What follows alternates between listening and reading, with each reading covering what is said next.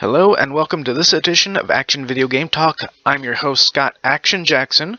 Now this is going to break the usual video game subjects, but for those of you who know me, I'm a huge wrestling fan.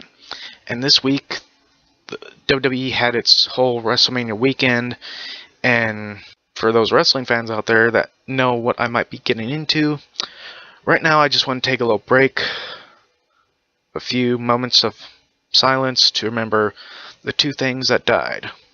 One was The Undertaker's WrestleMania streak, and the more serious death of The Ultimate Warrior.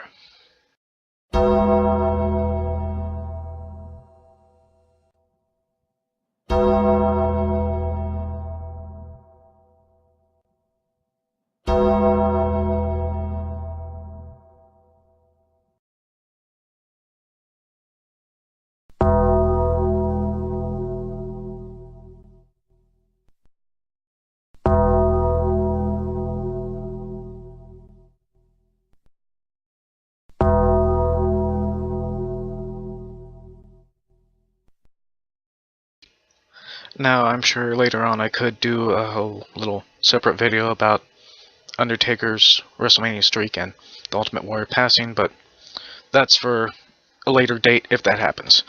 So now let's just get to the actual video game news. The online servers for all three Resistance games went down on April 8th.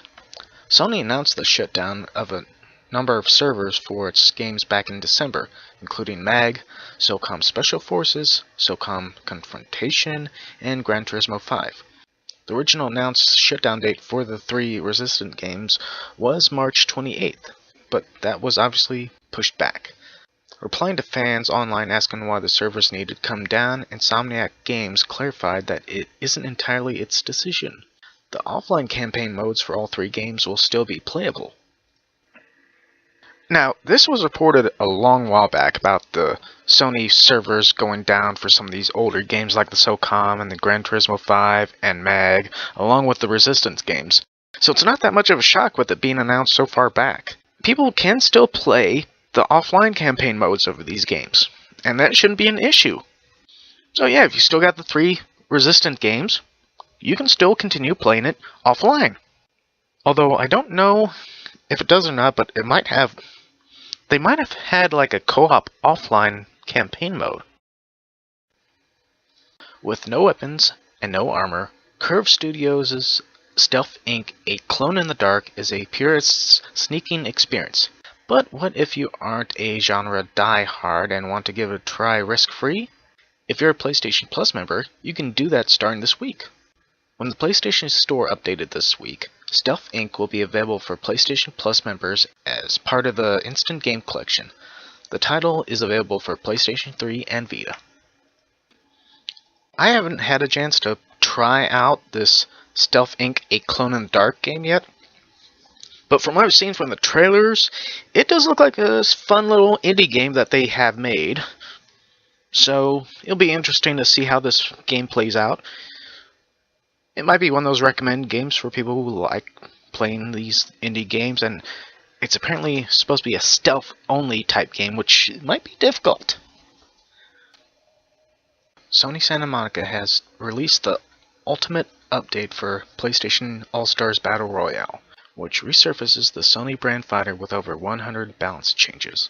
In addition to the exhaust list of balance tweaks, the update also delivers on the promised third costume for Isaac Clarke of Dead Space and Zeus of Kraken Releasing Frame. To download the update, simply connect to the game while online. Now, just recently I've been playing this PlayStation AllStars game, and it is more or less for those people who have PlayStation and miss playing the Super Smash Bros. Games on the Nintendo systems. This is a good little fix for you until they actually do release the next one for the 3DS and the Wii U. But it is nice to know that they actually did a few tweaks and balanced out some stuff on the AllStars Battle Royale game. During an episode of Game Talk Live podcast, Sony Online Entertainment President John Smidley talked about a new game. Unlike some other zombie MMOs, H1Z1 looks to drop players into a whole world filled with undead. H1Z1, which is likely named after the H1N1 swine flu virus, will allow players to build forts to protect themselves from the zombie hordes, or even burn down the forest in an attempt to kill off shambling masses. On a post on Reddit, Smidley explained, "Our vision for this game is very simple but ambitious. We are starting with what I would call Middle America, and anywhere and every town. The world is massive as you've come to expect from our games. Over time we will grow the world until we have our own version of the US after the death and destruction brought on by the H1Z1 epidemic. It will be like our own version of America. We'll have urban cities and desolate, wide open spaces, all connected seamlessly. Our focus is building a sandbox-style gameplay where players can build shelters out of resources in the world. They can even work together to make amazing fortresses, complete with weaponry to help defend against both the infected and other players." Sony Online Entertainment is really hoping that players will embrace the game and that some of their creations by a player studio could even make their way into the final game. Players will be able to form gangs with their own headquarters and abandoned warehouses, build new structures from scratch, and even make their own towns or camps complete with their own security defenses. The full game will feature a day-night cycle, vehicles, a robust trading system, and thousands of online players. If what I'm reading is right about this H1Z1 game, it's starting to sound more like an actual Walking Dead playable game, sandbox type game. And of course, PC gamers have kind of had that already with the War Z, whatever game that they had. And then there was that one, I guess, Fortress type zombie game over on the Xbox Live. This is going to be the actual zombie game where you're in a world filled with zombies that you've been wanting to play. And the whole little nod to the H1N1 swine flu virus, that's kind of funny. The question about this is, Sony Online Entertainment is kind of making it, but is it going to be for PC only, or is it going to be like PC, PS3, PS4? Plus, is there going to be online fees? I mean, if this game is going to be out for the systems, I might be interested in it. But then again, I guess we'll have to wait and see when they release more info about it. The rumors appear to be true. Sony and Naughty Dog are getting ready to release a remastered PS4 version of The Last of Us. This image showed up early one morning on the PlayStation Store's web portal. No release date was revealed, nor did we know yet if the Left Behind and other DLC was included. The title was priced at $59.99, and given the Day 1 digital label, seems slated for a retail release also. Clicking the original link took users to a page not found message. This indicates that the banner advertised went up too early. However, Sony has confirmed the existence of The Last of Us Remastered. Sony Computer Entertainment America can confirm The Last of Us is coming to PlayStation 4 and will be sharing more details with you shortly by the SCEA PR team, president of Worldwide Studios, on Twitter. But more details have been made available on The Last of Us Remastered directly from Sony. The title is being brought to the new hardware by Naughty Dog. The title will include commentary over the cinematics by creative director and writer Neil Druckmann, voice actor Troy Baker, and voice actor Ashley Johnson. Those that pre-order will also get a number of bonuses, including 100 supply points for multiplayer, 2 skins, each for Joel and Ellie, increased crafting and healing speed in single player, increased reload speed in single player for the 9mm, and increased clip capability for the rifle.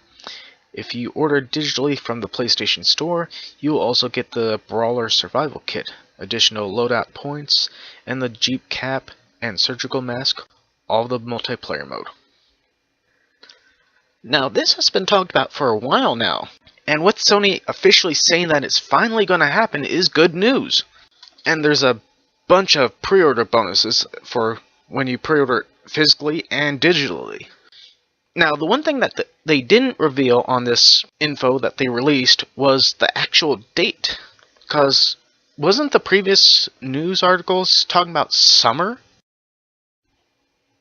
Less than a year ago, former Xbox boss Don Madrick said that including backwards capability in a new console would be really backwards. Thankfully, there are some at Microsoft still investigating ways to play your old content on your new hardware. At the Microsoft Build conference last week, partner development lead Frank Savage responded to an audience inquiry about plans for backwards capability on Xbox One. There are plans, but we're not done thinking them through yet, unfortunately, he said. The hang-up is in the conversion from the PowerPC hardware powering the Xbox 360 to the x86 architecture of the Xbox One. Now, this is some great news for gamers who still have an Xbox 360 and the Xbox 360 games. Because if they were interested in getting Xbox One, and hearing this info might want to make them change their mind, especially if they're going to eventually make it backwards compatible. You know, they've been thinking about it. They've been trying to figure out, but it's like, you're Microsoft. You can figure this out. You made the Xbox 360 backwards compatible. It shouldn't be that difficult to make the Xbox One backwards compatible. I mean, Sony couldn't do it with their stuff. Watch Dogs looks set to get a season pass that'll unlock a new playable character and mini-campaign of missions, in a manner similar to Assassin's Creed 4 Black Flag Freedom Cry DLC. The information comes courtesy of a GameStop listing that appears to have been revealed prematurely, and reveals the new character, missions, and weapons will be available for $19.99, which is a 30% savings over buying the bits of content separately. Ubisoft has yet to officially confirm the Season Pass or reveal any details about its contents, but presumably fresh information is on the way soon. Now, with a major game like Watch Dogs, it is expected to have a Season Pass for it. And I'm guessing this is probably just, an accidental premature reveal by the actual GameStop website to show off the Season Pass. But I'm guessing like a month or two before the release, they'll actually have the Season Pass available for like pre-order and reveal some actual major info about it. And if it is like the Assassin's Creed 4 Season Pass, it'll have a crap ton of stuff. Borderlands 2 is set to get a prequel game on Xbox 360, PS3, and PC later this year, according to a new report. It is suggested the shooter will take place between Borderlands 1 and 2, with 2K Australia heading up development in conjunction with Gearbox Software. Release is rumored for later in 2014. You'll be able to choose between one of 4 characters: Athena, the Gladiator, Wilhelm, the Enforcer, Nisha, the Lawbringer, and Fragtrap, the last of which is a combat-ready version of Claptrap. The 4 are Handsome Jack's lieutenants, and the game will follow a younger version of the villain as he starts to make a name for himself in pursuit of an alien artifact. The events are meant to take place on Pandora's moon, Elpis, as well as in Hyperion's giant H-shaped base that you may have seen orbiting the planet in Borderlands 2. In terms of new weapons, a freezing Cyro class is reported to be introduced, while low gravity on Elpis means you'll be equipped with a jetpack to get around. Oxygen takes an important role as a resource, and you'll have to manage your reserves by looting ox kits. So, technically, shouldn't this be called Borderlands 1.5? I mean, this takes place between Borderlands 1 and 2. But I am liking what I'm hearing about this game. I probably would give it a shot. I mean, I have and played Borderlands 1 and 2, so I probably will get this game when it comes out. Hopefully they won't have like a year long of DLC content for it. Plus, shouldn't they be wrapping up the final DLC for Borderlands 2 pretty soon here? BioWare says Dragon Age Inquisition will feature 9 party members, but don't get your hopes up if you want to bring that number into double digits. According to the game's creative director, the game is breaking from past titles in the series by not supporting downloadable characters post-release. In an interview with OXM, creative director Mike Laidlaw said the decision was part technical and part political. Characters are a fundamental part of the game's design, so some of their data has to be backed onto the game discs Because of that, Laidlaw says some consumers see it as being forced to pay for content that is already part of the game. It's not the case, but we've decided it's time to not go that route, he says. There will be no DLC party members. Now, yeah, this is taking a rib at the original Dragon Age Origins game, along with the second one, I guess. Sorry, I didn't really play the second Dragon Age that long. But yeah, it is kind of an upsetting thing when you had to buy additional party members to progress in the story. But if you're gonna have just, your 9 characters that you're gonna have that's on the disc and you don't have to get additional DLC for it, that's a great thing right there. Now, eventually later on, they could probably, have additional DLC for like extra missions that'll help the characters or tie along with the story of the characters. And of course, they could probably have like different costumes for DLC later on too, along with additional specific weapons. But yeah, that is one thing that didn't come up on here is, what kind of downloadable content will they have? In a FAQ recently posted on the Wolfenstein The New Order website reveals that the beta access for the upcoming Doom will be limited to the next generation consoles and PC. Doom beta access is being offered as a pre-order incentive for Wolfenstein The New Order, which is released on both previous and next-gen consoles. Those who pre-order the game on PS3 will gain PS4 beta access, and the 360 pre-order customers will get Xbox One beta access. The FAQ also says that Xbox Live Gold is required to partake in the Xbox One version of the beta. PlayStation Plus, however, is not necessary to play the PlayStation 4 version. Bethesda's Pete Hines confirmed on Polygon that the beta availability is not necessarily an indicator of what consoles Doom will release, for saying, "We are simply confirming what platforms the Doom beta will be available on, nothing more. We'll let folks know when we're ready to talk about what ID is making." Now, from stuff like this, it kind of makes it sound like the Doom game might just be next generation, which hopefully isn't the case. I mean, they should make it cross the next generation and the current generation systems. With Captain America the Winter Soldier reigning victorious at the box office, it's no surprise that Disney is choosing this moment to provide tie-in products.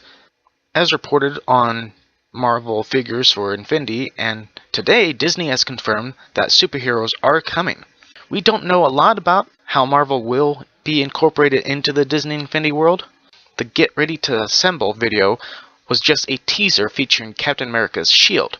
We also don't yet have an explanation on what Disney Infinity's 2.0 edition is, or if this means that new figures won't work without the new piece of software. So, one of the many things about this teaser that was released for the Marvel figures coming to Disney Infinity is, what is this 2.0 edition? Hopefully this is just going to be an update to download, because I do hope that it's not going to be some new starter packs that you had to buy for the actual Marvel figures, because that'll cost customers a lot more money than they want to shell out. How are they going to do the figures for the Disney Infinity? I mean, are they going to look kind of like how the Marvel superheroes little hero squad was, that little cartoon series a while back? Are the figures going to look a little bit like that, or are they going to actually look more like their actual characters? EA has announced the legendary father of mixed martial arts, Bruce Lee, will feature in the upcoming EA UFC 2014. Pre-ordering the upcoming game will unlock Lee from the moment you boot up the game, but he'll otherwise be available to anyone who successfully completes the game's career mode on Pro difficulty, at which point he'll be unlocked for use in 4 different weight classes. Lee's daughter and chairperson of the Bruce Lee Foundation, Sharon Lee, said, "I'm so excited about this opportunity to bring my father back to video games. I'm thrilled that fans can now interact with him in a new way. The EA Sports UFC development team has been incredible to work with, and they've done a great job capturing the look and feel of my father.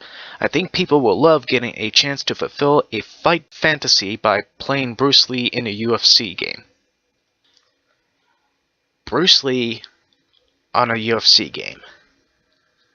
Now, I know somebody who is a huge Bruce Lee fan, and I let him know about how you can actually get Bruce Lee as a pre-order bonus for this UFC game.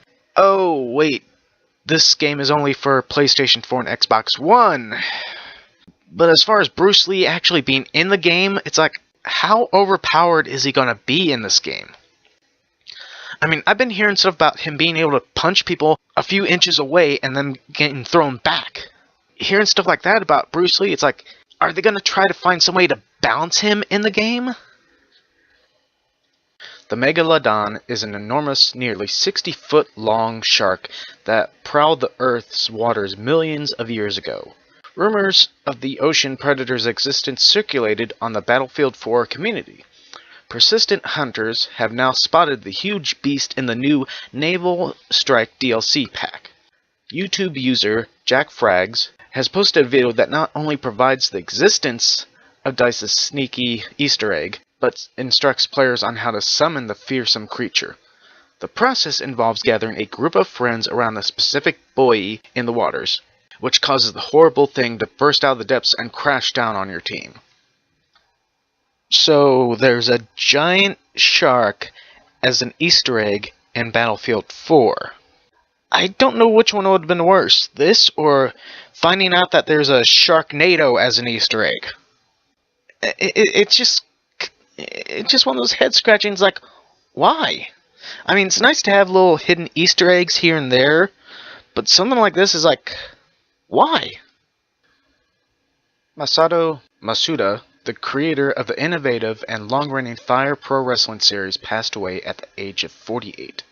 The news comes from Grasshopper manufacturers Goichi Suda's 51. Suda got his start in the industry working with Masuda at Human Entertainment on the wrestling franchise. Masuda acted as Suda's industry mentor, and the No More Heroes creator remembers him fondly. He was 58 years old, still young. I genuinely pray for his happiness in the next world, Suda says in a longer post. He was one of the greatest creators of video games, and he was my direct teacher. Thank you for giving us our favorite Fire Pro Wrestling. You are the god of it. Suda's love for pro wrestling, along with Masuda's guidance, helped him become a prominent industry figure he is today.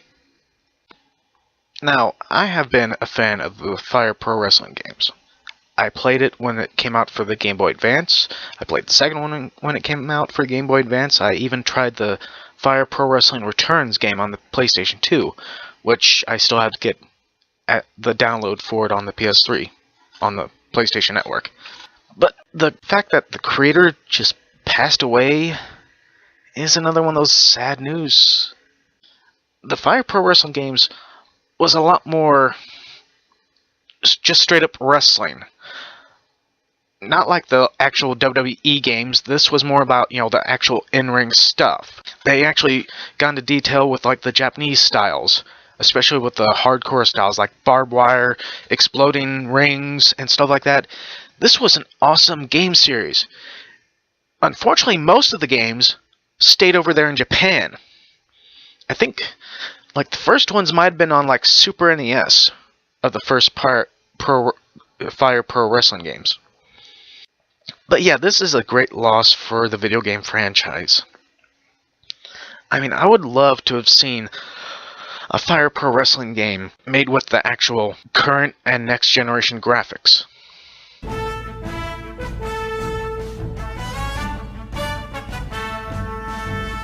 So this is the list of major new releases that came out this past week, or this week past. We got Lego The Hobbit for 3DS, PC, PS3, PS4, Vita, Xbox 360, and Xbox One.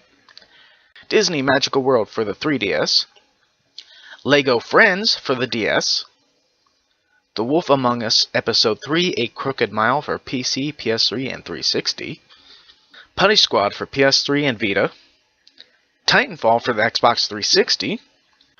RBI Baseball 2014 for Xbox 360, which is probably download. Connect Sports Rivals for Xbox One. So that'll do it for this episode of Action Video Game Talk. Once again, I will have links down below in the description for the Facebook link. Also, for those of you who didn't know, there was a huge Nintendo Direct thing involving the Super Smash Bros. Game that's coming out for the 3DS and Wii U. A video was already made covering that, and I'll probably put that link down in the description below too. So until next time, bye!